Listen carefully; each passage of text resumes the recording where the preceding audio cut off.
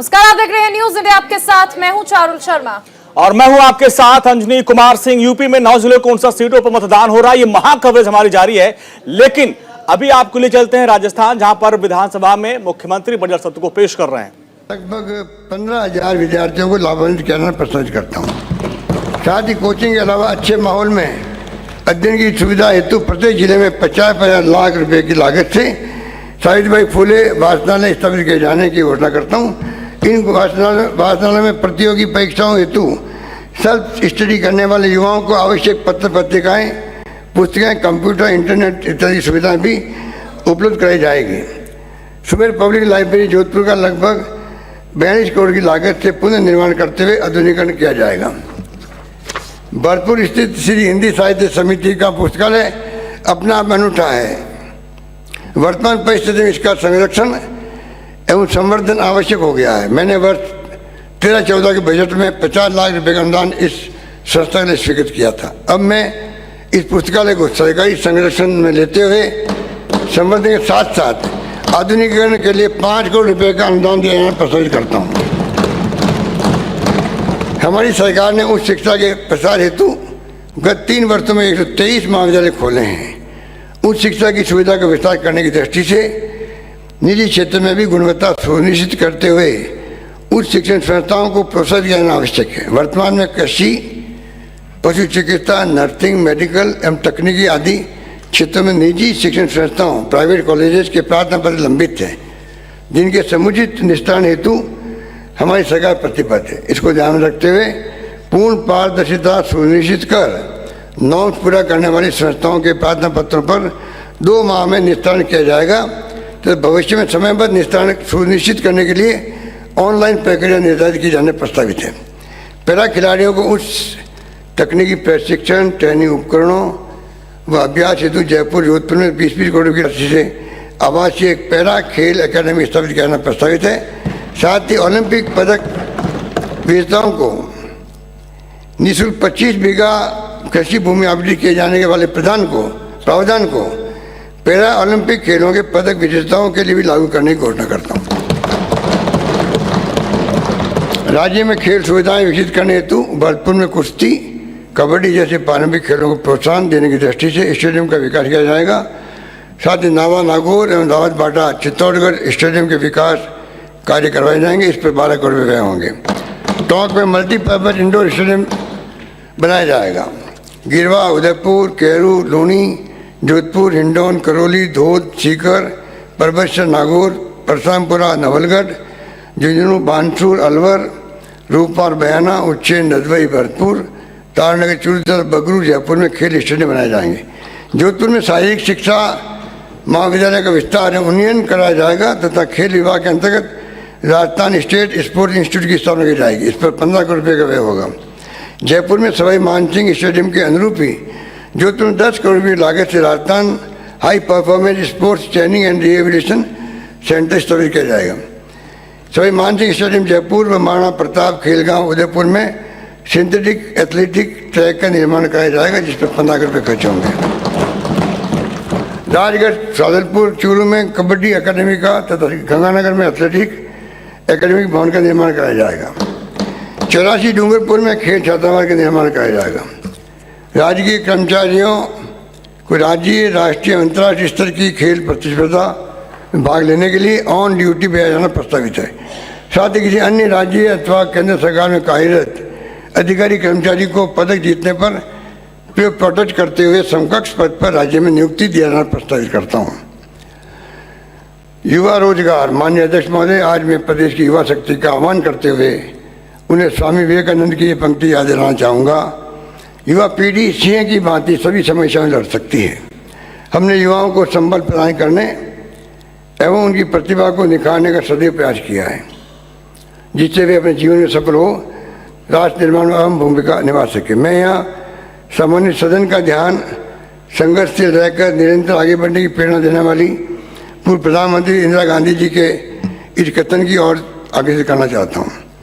Opportunities are not offered, they must be wrested and worked for, and this call for perseverance and courage. अर्थात अवसर प्रदान नहीं होते हैं, उन्हें हासिल करना पड़ता है। उसके लिए काम करना चाहिए, उसके लिए आवश्यकता है दृढ़ता और साहस की।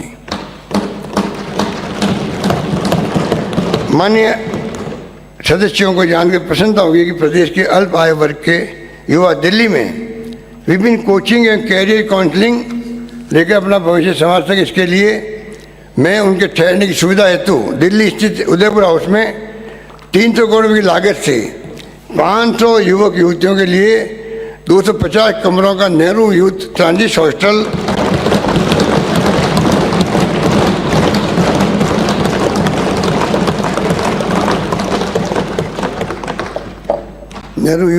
Transit hostel and facilitation centre बनाने की घोषणा करता हूँ। सर्विस सेक्टर MSME एवं स्टार्टअप को सस्ती दरों पर प्लग एंड प्ले फैसिलिटीज उपलब्ध कराने के लिए मैं जयपुर, जोधपुर, कोटा में 200 करोड़ रुपये की लागत से Rajiv Gandhi knowledge service and innovation hubs बनाने की घोषणा करता हूँ। इन हब्स के मैं महिलाओं के लिए पृथक स्थान चिन्हित कर W हब बनाया जाना प्रस्तावित है। ऐसी महिलाएं जो वर्क फ्रॉम होम कर अपने परिवार की आजीविका में योगदान दे सकती हैं, उनके लिए मैं मुख्यमंत्री work from home job work योजना प्रारंभ करना प्रस्तावित करता हूँ। आगामी वर्ष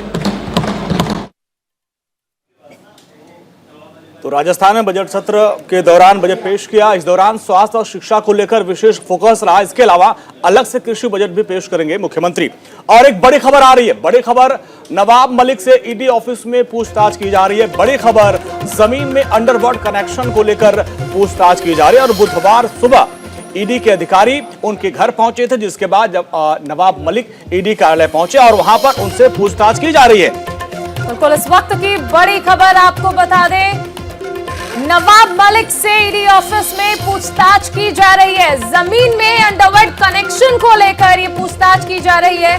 बुधवार की सुबह ईडी अधिकारी दरअसल नवाब मलिक के घर पहुंचे, जिसके बाद नवाब मलिक को ईडी कार्यालय लाया गया और यहां पर उनसे पूछताछ की जा रही है। पिछले कुछ दिनों में नवाब मलिक काफी सुर्खियों में रहे हैं। परमवीर सिंह पर बहुत सारे आरोप लगाए। इस बीच ईडी भी उनसे आज पूछताछ कर रही है। वहीं संजय राउत का इस पर क्या कुछ कहना है, वो सुनाते हैं आपको। देखिए, नवाब मलिक महाराष्ट्र के सीनियर नेता है। नवाब मलिक महाराष्ट्र के कैबिनेट मंत्री है। नवाब मलिक सच बोलते हैं और वो कितने सच बोलते हैं आपने देखा होगा।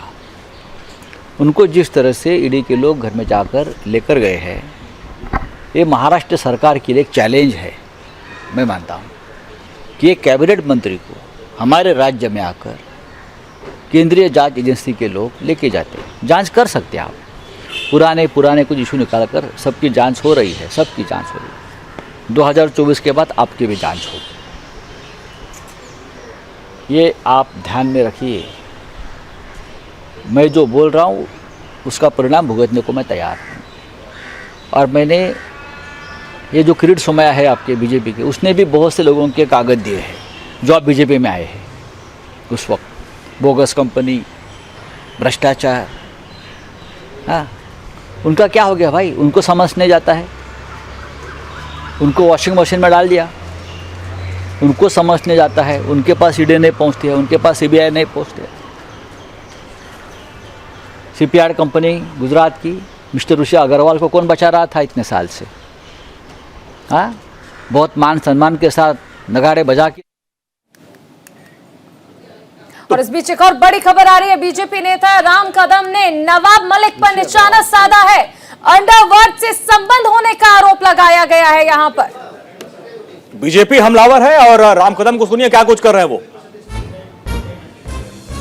के बराबर महाराष्ट्र सरकार के मंत्री दाऊद के खूंखार गुर्गे की जमीन खरीदते हैं।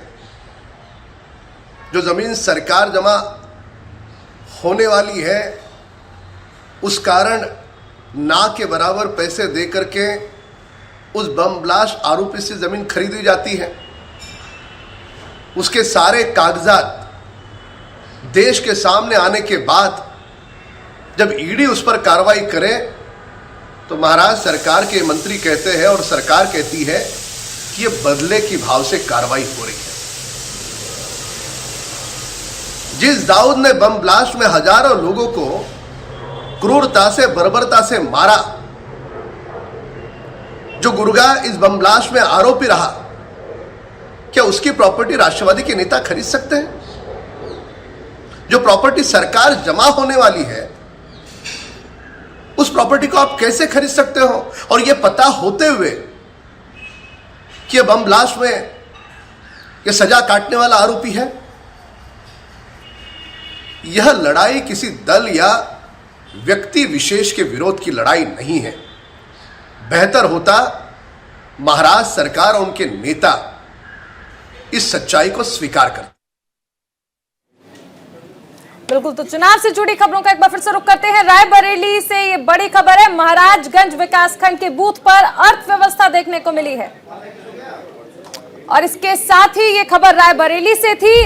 अगर चुनाव की बात कर ले तो क्योंकि ऐसी खबरें भी सुबह से आ रही हैं, लेकिन इस बीच चौथे चरण का मतदान लगातार जारी है। सुबह 7 बजे से लगातार मतदान जो है वो चल रहा है और न्यूज इंडिया भी आपसे अपील करता है, घर से बाहर निकलिए, वोट दीजिए, लोकतंत्र के सबसे बड़े पर्व में अपनी भागीदारी सुनिश्चित कीजिए। मतदान जरूर कीजिए, लेकिन अपना मतदान मत कीजिए।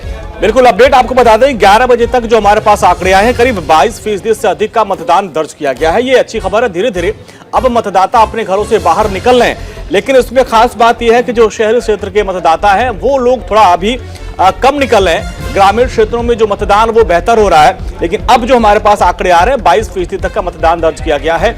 और अब खबर यह है कि जैसे कि 9 बजे तक था कि 9 बजे तक 10% लगभग मतदान हुआ था, और अब 11 बजे जो खबर आ रही है करीब 22% से अधिक का मतदान दर्ज किया गया है। तो ये अब आंकड़े हैं। पीलीभीत में 27.43% मतदान हो चुका है। तो 9 जिलों की 59 सीटों पर मतदान हो रहा है, जिसमें मतदाता बढ़ चढ़ कर हिस्सा ले रहे हैं। लेकिन एक बात है जो हम लोग पहले भी चर्चा करते थे कि शहरी इलाकों में जो मतदाता होते हैं वो थोड़ा कम जागरूक होते हैं। राहुल जी, आप इससे इत्तेफाक करेंगे भी, हम लोग इसके पहले चरण में भी चर्चा कर रहे थे कि वो लोग आज के दिन को पिकनिक के तौर पर मनाते हैं, छुट्टियां मनाते हैं, बाहर घूमने निकल जाते हैं। और चूंकि हम लखनऊ, राजधानी लखनऊ की बात कर रहे हैं, राजधानी लखनऊ में 9 बजे तक सिर्फ 8% मतदान हुआ था। तो ऐसे में अभी 11 बजे तक जो है 22% मतदान हुआ, उसमें सबसे ज्यादा रायबरेली और बाकी जगहों पर हो रहा है। लखनऊ में जो मतदाता है वो कम निकल रहे हैं। इसके पहले हम लोग नोएडा गाजियाबाद की बात की थी। हाँ राहुल, बात तो बिल्कुल सही है। प्रथम चरण में हम लोग इसमें गाजियाबाद, नोएडा, इसके बारे में चर्चा कर रहे थे और हम लोगों ने देखा भी कि गाजियाबाद का जो साहिबाबाद क्षेत्र था वो सबसे कम रहा मतदान के मामले में। हाँ। नोएडा वगैरह ने भी कोई अच्छा रिकॉर्ड नहीं बनाया। तो ये बड़ी अचंभा वाली बात है। तब मैंने आपसे एक अनुभव भी शेयर किया था कि भाई हमारे एक पड़ोसी हैं, वो जो एक उस दिन निकल गए, जो सीधे सीधे वो नैनीताल के लिए निकल गए थे, तो छुट्टी मनाने के लिए। जब मैंने उनसे आग्रह किया था कि वोट तो डाल लीजिए, तो बोले थे कि भाई हमने सोशल मीडिया पे इतना प्रचार कर दिया कि मैं जिसका समर्थन करता हूं उनको 100 वोट मिल जाएगा।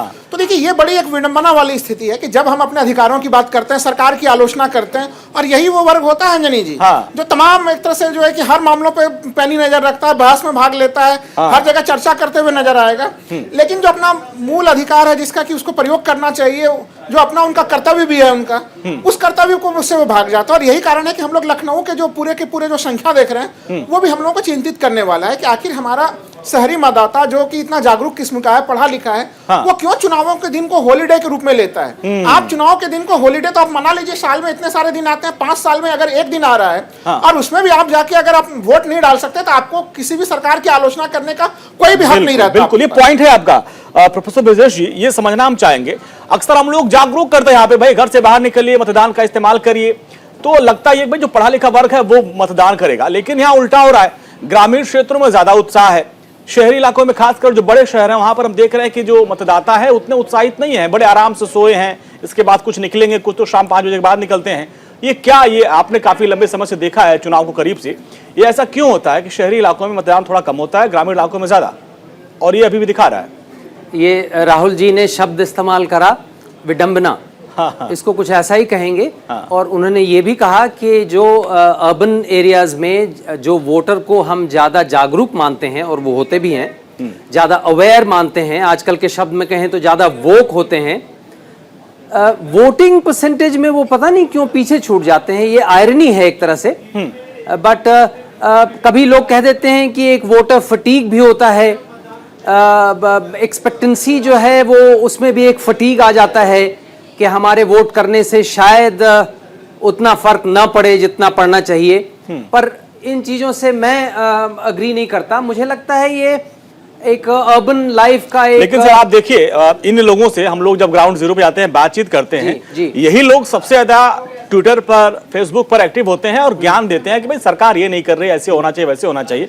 लेकिन जब इनकी बारी आती है, वे 5 साल में एक ही बार मौका मिलता है कि भाई आप अपने मताधिकार का इस्तेमाल करिए, वहां पे आप चूक जाते हो और सोशल मीडिया पे ज्ञान देते हो। यू सी, क्योंकि वोटिंग अभी भी ऑनलाइन नहीं है। हाँ। वो ट्विटर और इन चीजों पर तो अपने ड्राइंग रूम में बैठ करके कर लेते हैं। हाँ। वोटिंग के लिए बाहर निकलना पड़ता है। ये मैं मजाक से कह रहा हूँ कि जब वोटिंग भी ऑनलाइन हो जाएगा तो शायद उनका परसेंटेज मैच करे रूरल एरिया से। पर ये एक विडंबना है, मेरे साथी ने कहा। ये सचमुच में it's not a very positive update आपके पास आ गया, आप बताएं 11 बजे तक जो अपडेट हम दिखा रहे हैं दर्शकों को। बिल्कुल, तो 11 बजे तक का जो अपडेट है वो हम बता देते हैं। 11 बजे तक पीलीभीत में 27.43% का जो वोट है वो पड़ा है। सीतापुर में 21.9% वोटिंग अब तक हो चुकी है। बांदा में 23.85% वोटिंग जो है वो अब तक हो चुकी है। ये देखिए, हम लगातार, क्योंकि हम यहाँ पर स्टूडियो में विश्लेषण कर रहे हैं कि आखिर क्या वजह है चुनावों में, क्या क्या मुद्दे हैं। इसके साथ ही हम साइड में ये भी दिखा रहे हैं कि वोट परसेंटेज जो है वो कहां तक पहुंचा है। और हम क्योंकि यहाँ पर लगातार बात कर रहे हैं मतदाताओं की, और इस बीच देखिए, रक्षा मंत्री राजनाथ सिंह ने लखनऊ में मतदान किया और बीजेपी की जीत का दावा किया। राजनाथ सिंह से बातचीत की सीनियर एग्जीक्यूटिव एडिटर प्रीति चौहान ने। आप देख रहे हैं न्यूज इंडिया 24/7 और मैं हूं आपके साथ प्रीति चौहान। इस वक्त हम लखनऊ में मौजूद हैं और मेरे साथ खुद रक्षा मंत्री राजनाथ सिंह जी मौजूद हैं न्यूज इंडिया 24/7 पर। सबसे पहले राजनाथ सिंह जी, आपका बहुत बहुत स्वागत है मेरे चैनल पे। बहुत बहुत धन्यवाद। और सर, आप खुद लखनऊ में हैं, आप वोट कर चुके हैं? कर चुका, अभी वोट करके आ रहा हूँ।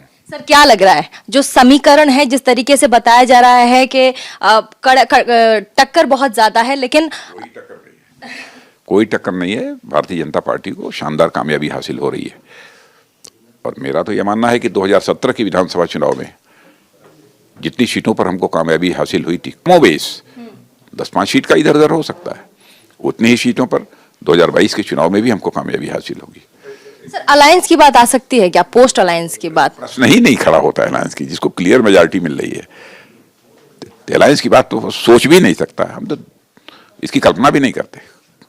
सर, इस बार मुद्दे क्या रहे जिस पर बीजेपी ने चुनाव, मतलब अभी भी लड़ रहे हो, कैंपेन चल रहा है? गुड गवर्नेंस, कोर जो मुद्दे रहे, गुड गवर्नेंस और डेवलपमेंट, सुशासन और विकास, प्रमुख रूप से 2 मुद्दे थे जिन मुद्दों पर प्रदेश की जनता ने मतदान किया। सर, रोजगार, लोग इस दृष्टि से देख रहे हैं क्या? गवर्नेंस के अंतर्गत सब सारी चीजें आ जाती हैं। देखिए, कोरोना के कारण एक क्राइसिस पैदा हुई थी भाई। 2 लोगों का साथ बैठना मुश्किल था, कैसे परीक्षा हो, कैसे भर्ती हो। लेकिन अब यह संकट समाप्त हो रहा है। 100 साल में ऐसी महामारी नहीं आई थी जैसी कोरोना की महामारी आई। उसके बाद सारी चीजें प्रारंभ होंगी, माने रोजगार के अवसर जो हैं वो लोगों को प्राप्त होंगे। बहुत बहुत शुक्रिया। हमारे साथ रक्षा मंत्री राजनाथ सिंह जी थे और न्यूज इंडिया 24/7 से उन्होंने एक्सक्लूसिवली बातचीत। तो राजनाथ सिंह को सुना, अब उनके बेटे पंकज सिंह जो कि नोएडा के विधायक है, वो उम्मीदवार हैं, उनसे भी बातचीत की हमारे सहयोगी विवेक तिवारी ने। नहीं, देखिए, इशू तो हम लोगों के लिए डेवलपमेंट का ही है और विकास के जो नए आयाम, कीर्तिमान जो बनाए हैं भारतीय जनता पार्टी ने, यही एक प्रमुख मुद्दा है। कानून व्यवस्था की जो अच्छी स्थिति है, यह एक बहुत बड़ा मुद्दा है। और मैं समझता हूं कि लोगों का भरोसा, विश्वास भी भारतीय जनता पार्टी के प्रति इन सब चीज़ों के कारण बढ़ा है। कल केंद्रीय गृह मंत्री ने एक बयान दिया कि बहुजन समाज पार्टी को अंडर एस्टिमेट करिए, उसे कमजोर मत समझिए। क्या स्ट्रेटजी है ये? नहीं, देखिए, बसपा भी चुनाव लड़ रही है और आपस में सपा बसपा में ही दूसरे नंबर पर कौन रहेगा इसकी लड़ाई है।